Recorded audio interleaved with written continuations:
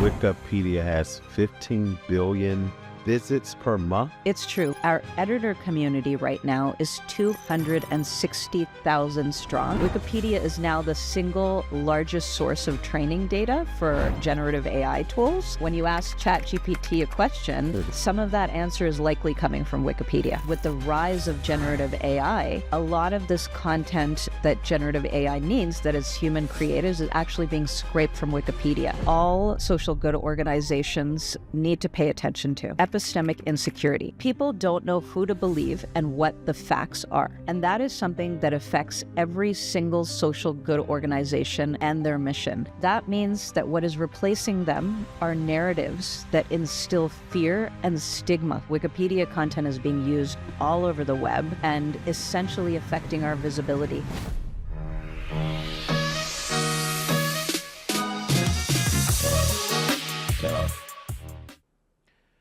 From the rise of AI to shifting social movements, global trends are shaping how people get information, build trust, and decide who to listen to. Organizations that can understand these trends and adapt their narratives don't just keep up, they lead. Today, we are joined by Anusha Alikhan, Chief Communications Officer at the Wikimedia Foundation, to discuss how global trends can strengthen narrative strategy. Anusha has led global campaigns that protect open access to information, advance equity in knowledge, and push back against disinformation. She brings a unique perspective on how philanthropy and communications can safeguard truth and amplify diverse voices in today's shifting landscape. Anusha, so good to see you. So great to be with you. Thank you for being on the show. I am not the... I'm already starting with that. I'm really happy to be here today, Ben. Yes, absolutely. You know, we go way back to when, Beamy was first getting off the ground, and so much work has been done, and seeing, asset framing spread like it has done to impact organizations all over is so important. And so before we get started, what is the one thing you want leaders to either learn or unlearn when it comes to shaping narratives and global trends? Leaders have to learn to invite their communities in. A lot of the work that I do at Wikimedia Foundation, which is the nonprofit that hosts Wikipedia, is about engaging our volunteer community around the initiatives, the brand campaigns, the type of communications that we want to put out into the world. And this happens hand in hand with community. We co-design with them, we ask for their input, and we shape our initiatives in accordance with what their local realities are. And, I heard that Wikipedia has 15 billion visits per month. How do you engage with 15 billion, folks coming in? Or what's the strategy behind making sure that you are inviting your community in? So it's true. Wikipedia has 15 billion visits to the site on a monthly basis. Our editor community right now is 260,000 strong. That's global editors from across the world. These are volunteer. These are volunteer editors who give their time to edit Wikipedia and give the world free knowledge. And they're at the core of our community engagement efforts. We actually have a team at the foundation that is entirely devoted to movement communications because we understand that the needs of the movement community are very important.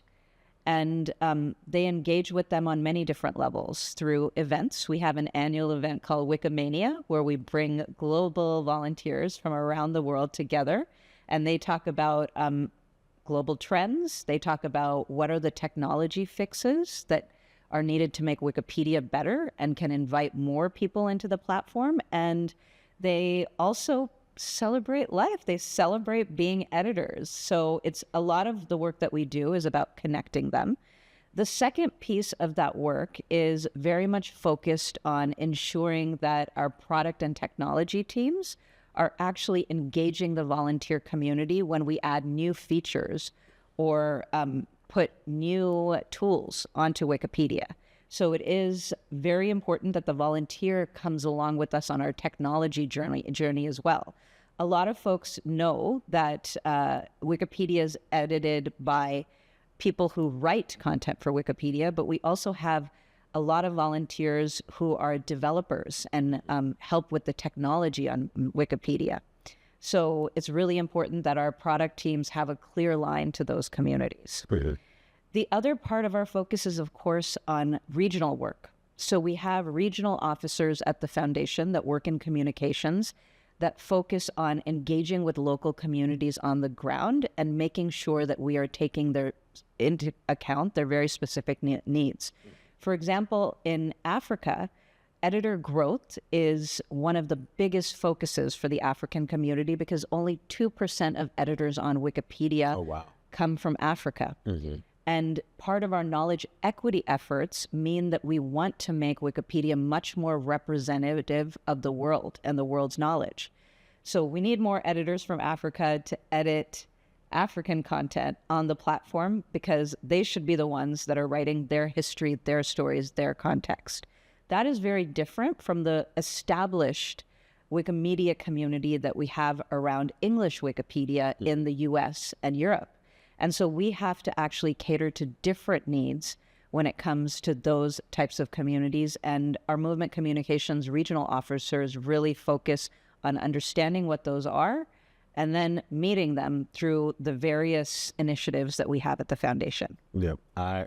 First of all, just sitting here with you talking about Wikipedia, which, you know, we earlier in a session, we were talking about AI and how it writes papers, et cetera. Wikipedia was my help all throughout school, papers, research, still use it today. Actually, I need to go on there and add my own bio.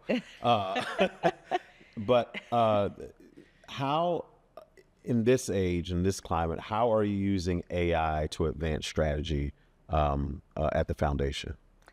I just want to give you a tip that you cannot edit your own Wikipedia page before I launch. I thought about that because when my friend had announced, "Oh, I got Wikipedia finally," it hit me as I was saying it out loud. There you go. So yes, as long as there's notable sources about you out there in the world, though, someone will eventually create that page. Yes. I have papers, but just go ahead. Yeah. Going back to your question. Our exploration of global trends also starts with community. At the Wikimedia Foundation, we start that exploration by asking the question, what does the world need from us now? And then we look for responses to that question from our community, but also from donors, our public audiences. We do a lot of surveys to gauge sentiments, to see what people care and don't care about. Inflation, for example, happens to be at the top of the list for concerns from people at this moment. And we do these sentiment analysis on a 6-month basis. So we're constantly actually measuring our success against what brand sentiment, affinity, as well as the visibility of Wikipedia say. So in addition to the surveys, we also go to evidence, data, and we make sure that what the world is actually facing right now is incorporated into our plans. A key thing ultimately, though, is to prioritize the global trends that are most important to your organization. So the global trends that Wikimedia looks at may not be the same as what, say, the Nature Conservancy looks at. You have to cater and tailor depending on what those specific needs are. The global trends that we decide to focus on typically surround 4 separate areas. One of them is focused on how people consume information. So like, what are the trends in terms of readership? And what we are finding is that a lot of people are reading Wikipedia content now off of Wikipedia. So generative AI tools ingest information from Wikipedia and they're reading our content there. Or they're getting that content through search engines and even through voice assistants like Alexa and Siri. The other area that we examine is creator habits. So, of course, we need to keep up with how and why people want to add knowledge to the web because we need more editors to be editing Wikipedia on a regular basis. What we're finding on the creator side is that more and more people are looking for ways to both connect with niche small communities, influence them, as well as get incentivized, which is a particular challenge for us because being a Wikipedia editor is not actually about celebrity. Being on TikTok is. So we have to look at those trends and see how it might affect our work. And, you know, again, is it something that Wikipedia adopts, or is it not something that Wikipedia adopts? It's not when you see a global trend, it's not necessarily from the nonprofit and social good world that you immediately react to it, but rather you consider it and how it might shape your work or the attraction and affinity that people may have for your brand. And then the other area that we've been following very closely as of late is content more generally, because with the rise of generative AI, a lot of this content that generative AI needs that is human created is actually being scraped from Wikipedia. Wikipedia is now the single largest source of training data for generative AI tools. Really? Yes. So, you know, when you ask ChatGPT a question, some of that answer is likely coming from Wikipedia. And so we have to pay attention to that, because that affects both our visibility as well as editor motivation to join the projects. If you're not going to the site, you're not actually you don't realize that there's an ability to join Wikimedia. And then it also affects our fundraising model, because the banner ads are something that actually sustains the projects on a regular basis. Wikipedia itself is funded by small dollar donors that give between $2 and $15 on a regular basis. And that is because we want to keep the platform's independence. And then finally, we look at policy considerations. And this year was an unusual one in particular, because before we actually looked at regulations, laws, and policies that would affect the projects and volunteers' ability to edit the projects. So like things like censorship, copyright laws, privacy are all things that we examine as part of our global trends. But we actually had to expand that this year with a more blanket focus on neutrality, because what we're finding is that people are more and more skeptical of what trustworthy information is on the web. And so we have to have a global trend that actually looks at that as well. How do you, in that trend where people are experiencing high levels of disinformation, not knowing who and what to trust? You know, Wikipedia has been around for a long time, a trusted source, a used source. So how do you still maintain that trust and relationship with folks who are trying to get out of this whole disinformation warp that we're in? We've focused in the last while on targeting communications that raise understanding about the Wikimedia model. Okay. So I've actually asked my team to stop using the phrase, anyone can edit Wikipedia. What we have to say is anyone who learns can edit Wikipedia, because it isn't simple to add content to the platform without also following the standards that Wikipedia editors enforce against that content. And those standards are essentially something that Wikipedia editors have followed since the beginning of Wikipedia. They've evolved in very small ways, but all information on Wikipedia has to be well-sourced. All information on Wikipedia has to be presented from a neutral point of view. That means as far as possible without bias. So it's not a soapbox, and you can't insert your own opinion onto Wikipedia. And finally, transparency. So every single edit on Wikipedia, you can see it on the back end. You can see how articles evolve on the back end.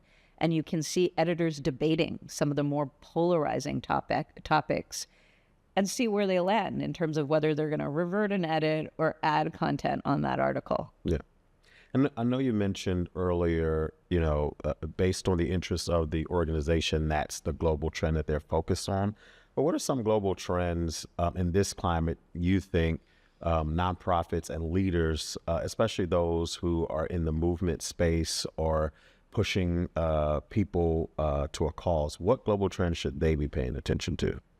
I'm going to focus on one that all social good organizations need to pay attention to: epistemic insecurity. People don't know who to believe and what the facts are. And that is something that affects every single social good organization and their mission in this type of a climate. Whether whether they're working on gender equity or they're working on immigration, if people don't believe the facts that we're giving them, we all fall down. And this is not just about misinformation. It's about the erosion of shared standards around what equals trustworthy knowledge and whose voices count as well. The people that gave us those standards before came from science, from journalism, from academic institutions, and all of these places are currently facing crises of trust. That means that what is replacing them are narratives that instill fear and stigma. Local news, civic institutions, and libraries are places where philanthropy is heavily investing in right now. And I think that that is a great thing. But at the same time, we all have to pay attention to what the other trends are telling us. And people, younger people in particular, are now consuming information on other places on the web. They're not, in fact, getting their news from traditional news sources. They're actually relying on places like TikTok and YouTube to get their information. And what that means is that we have to develop new ways, not only develop, but also invest in new tools, new communities, as well as new infrastructure, new global infrastructure to instill more cohesion around what standards are for trustworthy knowledge.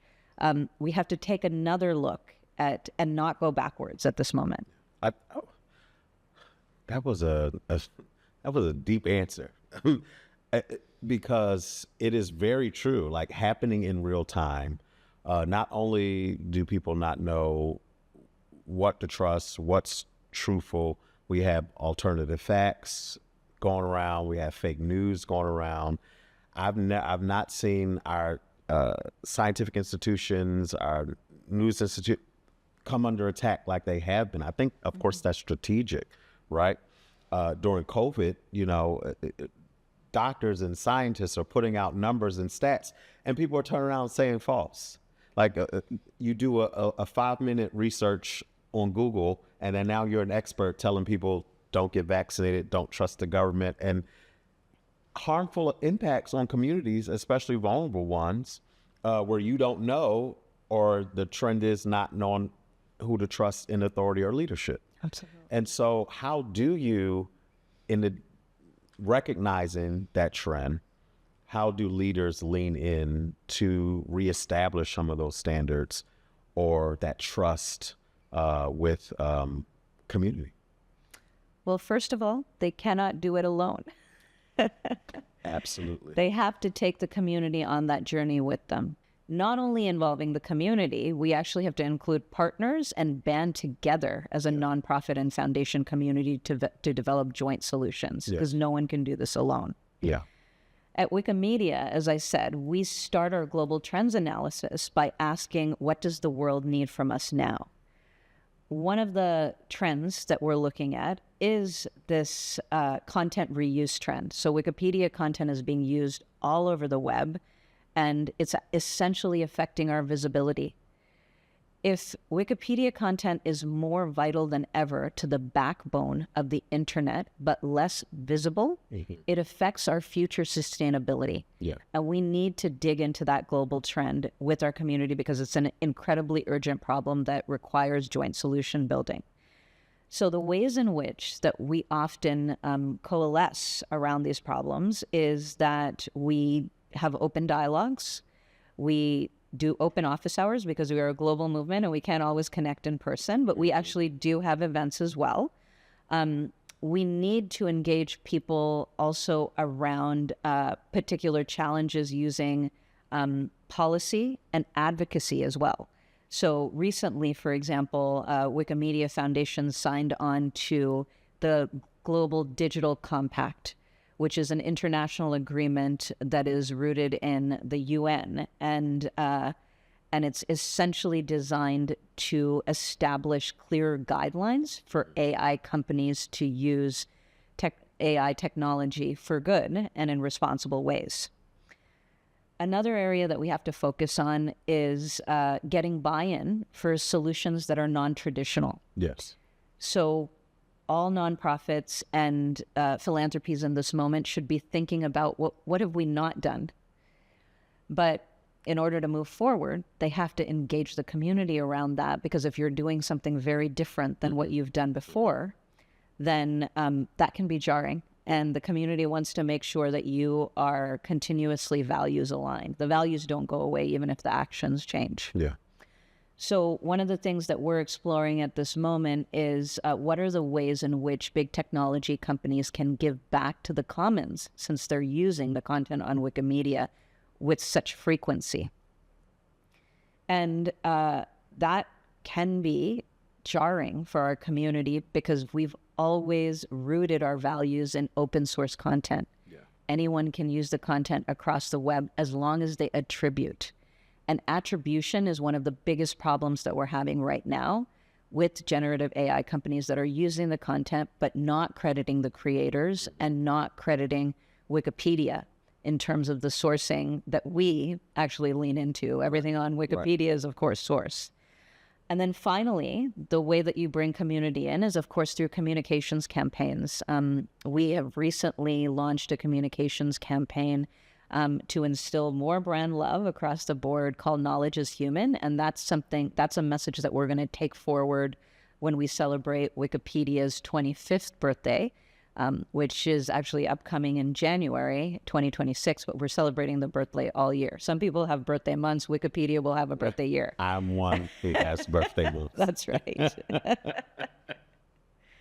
So how do leaders take this, global trend and incorporate it into their strategies, their narrative strategies, their storytelling strategies? Because to your point, if people are not getting their information from traditional, pathways, right, mediums, and they're using social media, and our social media influencers have voice and space and influence, influencers, we have to do things in a new way to meet the demands of the times. So how would you recommend leaders incorporate this trend into their strategy, especially social good orgs or people who are trying to get folks to move in a certain direction? I think they need to start by asking some very key questions. What trends most threaten or empower our core mission? Mm-hmm. And then start by mapping out the areas of work that are most vulnerable to external change. You have to consider audience trust, volunteer and community engagement, as well as the unique value of what you offer. Mm-hmm. I talked a lot about Wikimedia work just now, but that is different from social good organization to social good organization. You also have to consider the policy environment that you operate in. We are experiencing some big shifts on a daily basis in the policy and legal environment, as well as the narrative environment that's coming out of government. And you have to anticipate those and essentially not necessarily change course based on what we're seeing, because otherwise we would be changing course on a daily basis, but build into strategy what might come next in order both to protect your mission, but also make it more relevant to communities in the time that we're facing now. Good.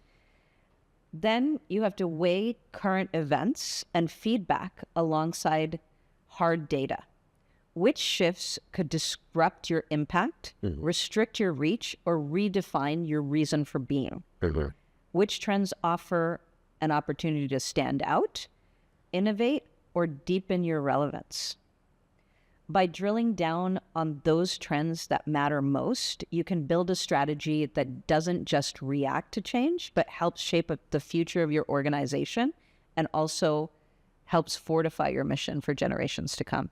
Yeah, and I believe those questions are absolutely essential in developing any strategy. But oftentimes people can be localized in their efforts, in their investigation, in their exploration. It's just me in this space not realizing that, there are things that are happening globally that will then impact me locally, right? So what do you say to the pushback that, hey, I don't have the resources, time, or insight to allow global trends to impact what I'm doing. I need to focus locally. What do you say to that pushback that says it takes me away from my local strategy, takes me away from my focus and resources away from other places I could be using it? I'm going to be harsh here and say You harsh?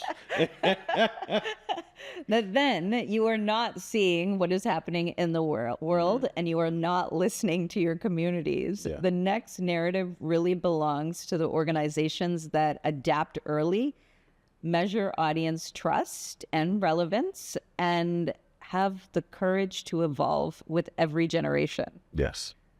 I think that is so important, building that courage to evolve, right? I'm always about evolution, even in friendships, relationships, et cetera. I'm like, let's commit to evolving together, even in partnerships or even with clients. Hey, things are going to change, but we need to commit to the evolution of it all. I think that's so important.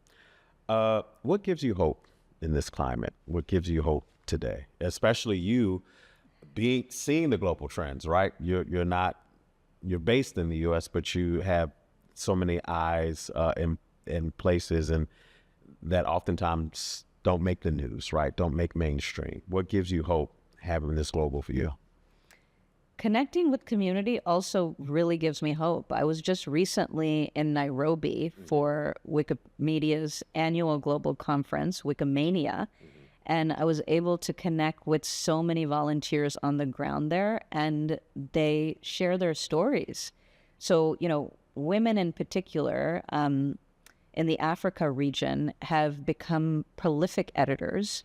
And that is so important because only 20% of biographies on English Wikipedia are of women. And so we are trying to, yes, like it's amazing. Part of this is because the wider media ecosystem doesn't tell stories about the experiences and the contexts and the achievements of women enough.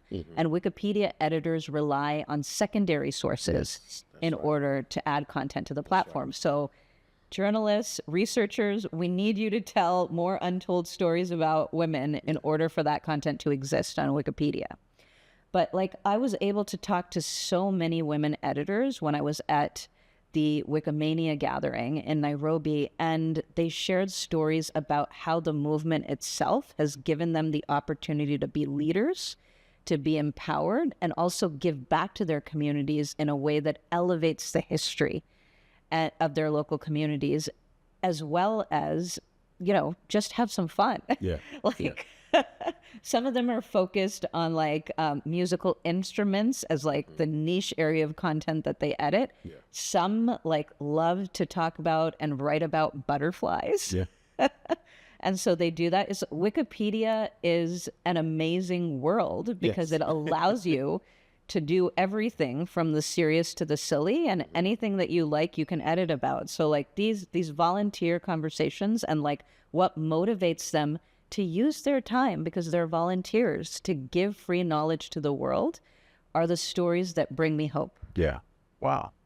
I'm laughing at you talking about, instruments and animals, but I've used Wikipedia for every subject known to mankind. And then when you Google, that would be the first thing that showed up. And that would be the resource that you went to. So that is insightful about, it's not just always about the serious stuff, right? There's so many ways to lean in. And then again, calling all news and editors and researchers to put more stories out about women. Absolutely. Yeah. I think it's really important for journalists and media to pay attention to the role that they have in Wikipedia, in particular, because a lot of the time that connection is not seen easily. There is a symbiotic relationship between Wikipedia and the media and journalism industry because we require the source material that they create in order to add articles to Wikipedia. But more fundamentally, we actually keep journalism stories alive on Wikipedia pages. So you will see at the bottom of every single Wikipedia page that there will be citations to news articles that may have been written 2 and 10 years ago. And they're being resurfaced because Wikipedia articles, unlike journalism, are capturing the entire history of a particular topic, area, or subject, whereas like journalists must focus on sort of current events and what's happening in the news today. What's one or two things leaders listening right now can do if they're not tapped into, understanding how global trends impact their work, and creating strategy, whether it be around, the business, narrative, storytelling? What's one or two things leaders can do to make sure that they're incorporating global trends into their strategy? Well, you've gotten some tips today. I would start by asking that question, and also this is a leadership decision, right? So at the Wikimedia Foundation, the leadership team that I'm part of has really invested in bringing the entire organization around building these global trends together and engaging all of the audiences that they engage with around them. So it has to be a leadership commitment that trickles down to the rest of the organization. And this has to do with internal communications as well as staff communications as well.